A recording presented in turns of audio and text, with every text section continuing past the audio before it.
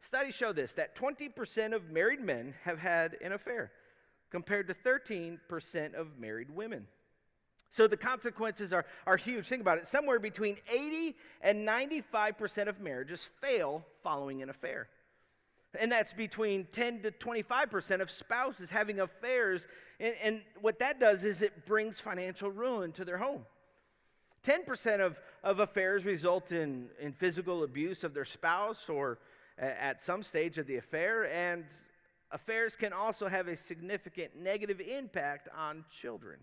So causing them to experience feelings of betrayal, confusion, even anxiety, trust issues, and difficulties forming healthy relationships later in life.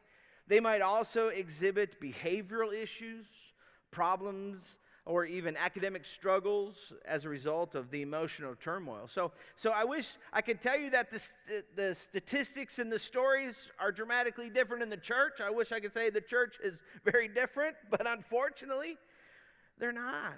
And so sexual sin isn't just a devastating enemy for one group of people, but it's a devastating enemy for all of us. Lives are ruined, churches are devastated, marriages are destroyed, and families are torn apart. So why do people fail? What causes people to walk away from their marriage vows and their commitment to sexual sin? How do people get caught up in pornography addiction? Can it be avoided? Is it possible for the believer to keep themselves sexually pure and committed to their spouse in the context of a biblical marriage? See, here's the deal. This is not a new problem. Even the Bible says men and women, they found themselves trapped in sexual sin. And today I want to share really a sad story about probably one of our favorite characters in the Bible, David. David was an amazing leader. He had an astounding affair. Let me set the stage for you. Times were good in Israel. All of the enemies, they've been defeated. The economy was good. Israel had been built. Jerusalem was restored. And the thought was, man, we have arrived.